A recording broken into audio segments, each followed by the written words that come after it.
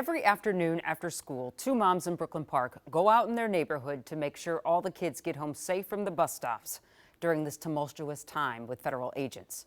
Yesterday, when they were doing that, they were detained by ICE, they said. And what happened next is the story. There was a driver, an ICE agent in the front passenger seat. We were handcuffed in the middle. Where the third row was collapsed, down behind us was a third ICE agent facing the other direction. I looked forward at this agent who was having a seizure, and I said, "He's having a seizure." Prior to that, I heard him say, "I'm not feeling so well." And he started to fall backwards in his chair and his hands started to shake. Driver kept driving, was just like, fine. And I then said, "He's having a seizure. You need to pull over. He's going to choke." Like, you could hear his airways starting to be filled by his tongue and his fluid in his mouth. At that point, Heather and Tippy said the ICE agent pulled over and uncuffed both women because they have basic CPR training. Heather is a PCA, Tippy is a former kindergarten teacher.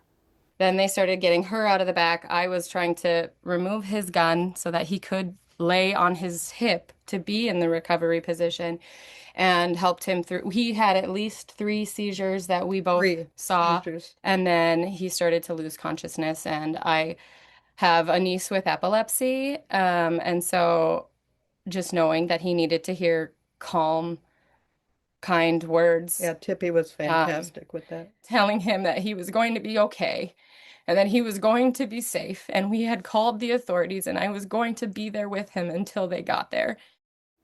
The Brooklyn Park Police confirmed to me 911 was called for a seizure in progress. The women, after the man was helped, and they helped him because the agents didn't seem to have medical training, they said, the women were then handcuffed again and taken to the Whipple building because of their actions. They were given a citation there by the feds. I asked the women why they helped when the officer who was part of the team detained them.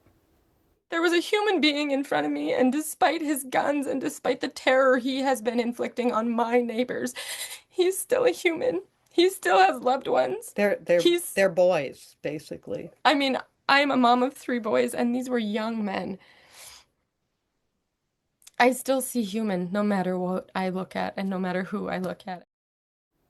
The women do have legal counsel at this time, and they do not know if they're going to be charged. DHS didn't get back to me with any sort of comment on the situation.